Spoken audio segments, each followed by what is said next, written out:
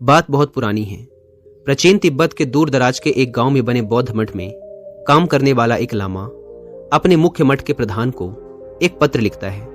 उस पत्र में वह लिखता है कि कृपया इस बौद्ध मठ में एक लामा और भेजें, हमें उसकी सख्त जरूरत है। जैसे ही वह पत्र मुख्य मठ के प्रधान को मिलता है, प्रधान अपने सारे शिष्यों को अपने पास बुलाते हैं और उस पत्र को सभी के सामने पढ़ते हैं। पत्र को पढ़ने के बाद वो निर्णय लेते हैं कि यहाँ से 5 लामाओं को उस बौद्ध मठ में भेजा जाएगा। यह सुन उनमें से एक लामा प्रधान से प्रश्न करता है कि 5 क्यों? वहां तो केवल एक ही लामा की जरूरत है। यह सुन प्रधान कहते हैं, तुम बाद में सब समझ जाओगे। अगर मैं यहाँ से 5 लामा भेजता हूं तो इस बात की भी संभावना है कि वहां एक भी ना पहुंचे, क्योंकि रास्ता बहुत लंबा है और मन को भटकाने वाली चीजें हजारों। यह सुन वहां बैठे शिष्य हंसने लगते हैं, क्योंकि उन्हें लगता है कि प्रधान का यह निर्णय बेवकूफी भरा है। जब जरूरत एक की है तो 5 को भेजना तो मूर्खता ही है।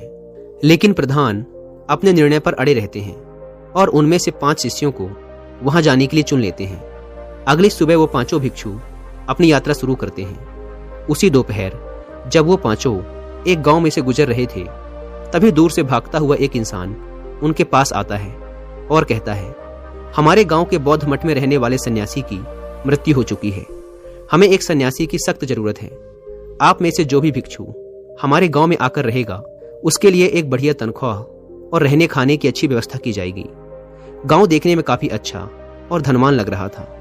पूछने पर पता चला कि गांव में ज्यादातर बड़े किसान और अमीर व्यापारी ही रहते हैं, इसलिए गांव बहुत समृद्ध और खुशहाल है। यह सब जानने के बाद उनमें से एक भिक्षु कहता है, मैं सोच रहा हूं कि मुझे यहां रुक जाना चाहिए। आखिर ये भी तो बुद्ध का ही काम है, और वैसे भी वहां तो केवल एक ही भिक्षु की जरूरत है।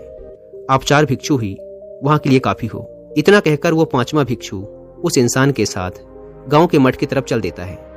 इसके बाद वो चारों भिक्षु उस गांव से आगे बढ़ जाते हैं। अगले दिन जब वो चारों एक राज्य से गुजर रहे थे, तभी उस राज्य का राजा अपने घोड़े पर सवार होकर उनके सामने से गुजरा। राजा की नजर उनमें से एक भिक्षु पर पड़ी, जो कि शरीर से बहुत मजबूत और देखने में बहुत आकर्षक था।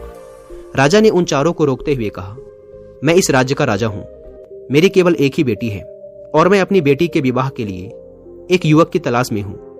राजा ने उस सुंदर और मजबूत शरीर वाले भिक्षु की तरफ इशारा करते हुए कहा, मैंने अपनी बेटी के लिए जैसे युवक की कल्पना की थी, तुम बिल्कुल वैसे ही हो। क्या तुम मेरी बेटी से विवाह करोगे? मेरी मृत्यु के बाद तुम ही मेरे इस राज्य के अकेले वारिस होगे। उस जवान भिक्षु ने सोचा कि ऐसा मौका फिर जिंदगी में दोबारा कभी नहीं मिलेगा। राजा की बात को मान लेने में ही बुद्धिमानी है। यह सोचकर उसने राजा की बात को स्वीकार कर लिया। उस चौथे भिक्षु ने अपने बाकी साथियों को अलविदा कहा और राजा के घोड़े में सवार होकर वहां से चला गया। अब वो बचे हुए 3 भिक्षु अपने मठ के प्रधान की बात को महसूस कर पा रहे थे। वे सभी आपस में बातें कर रहे थे कि प्रधान ने ठीक ही कहा था कि रास्ता बहुत लंबा है और मन को भटकाने वाली चीजें हजारों। उन तीनों ने निर्णय किया कि वो अपने सफर को बहुत ही सावधानी पूर्वक पूरा करेंगे और ऐसी किसी भी चीज से अपने आप को भटकने नहीं देंगे। हालांकि अंदर से वो तीनों ही उन दोनों भिक्षुओं से जलन महसूस कर रहे थे जो उन्हें छोड़कर जा चुके थे। तीसरी रात वो तीनों भिक्षु अपना रास्ता भटक गए। बहुत ढूंढने पर उन्हें दूर से एक जलते हुए लैंप का प्रकाश दिखाई पड़ा। किसी तरीके से वे वहां तक पहुंचे। वहां एक घर था जिसकी खिड़की पर एक लैंप लटका हुआ था। उन्होंने दरवाजे पर खड़े होकर आवाज लगाई तो एक युवती ने घर का दरवाजा खोला। लड़की ने उन्हें झुककर नमस्कार किया और घर के अंदर आने के लिए कहा।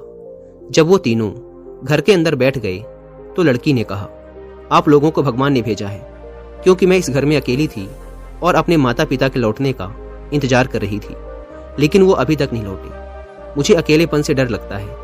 अच्छा हुआ कि आप लोग आ गए। कृपया आप लोग कुछ दिन के लिए यहीं रुक जाएं, जब तक मेरे माता पिता वापस नहीं आ जाते।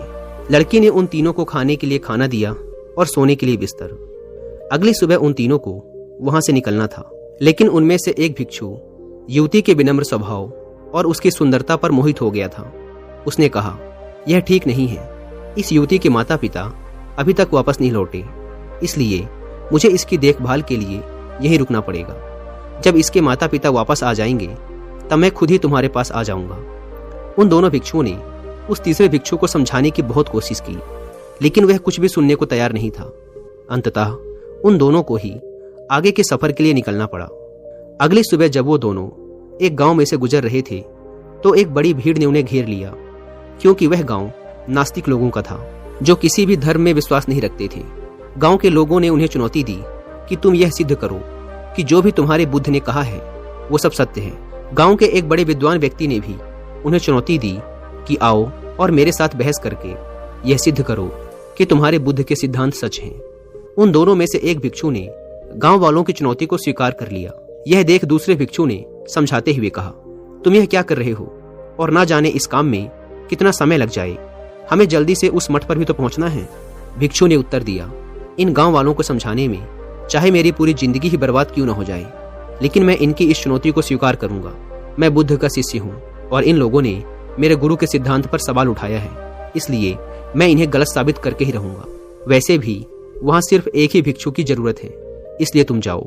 जब इन गांव वालों को बुद्ध के सिद्धांतों पर यकीन हो जाएगा तब मैं वापस आ जाऊंगा। असल में ये चुनौती बुद्ध को नहीं बल्कि उस भिक्षु के अहंकार को लग गई थी, इसलिए वो वहीं रुक गया और अंततः केवल एक भिक्षु ही अपनी मंजिल तक पहुंच पाया। दोस्तों, अगर हम अपने जीवन में देखें तो हम पाएंगे कि बहुत से लोग अपने लिए बड़े बड़े लक्ष्य निर्धारित करते हैं और फिर उन लक्ष्यों को पूरा करने की कोशिश भी करते हैं, लेकिन उनमें से बहुत ही थोड़े से लोग होते हैं जो अपने लक्ष्यों को पूरा कर पाते हैं। और इसका कारण यह है कि उनमें से ज्यादातर लोग अपने लक्ष्य प्राप्ति के रास्ते में आने वाली भटकनों से भटक जाते हैं। इसलिए अगर आप एक सफल इंसान बनना चाहते हैं और अपने लक्ष्यों को पूरा करना चाहते हैं तो लक्ष्य प्राप्ति के मार्ग में आने वाली बाधाओं से विचलित होना छोड़ दीजिए। तभी जाकर आप अपनी मनचाही मंजिल को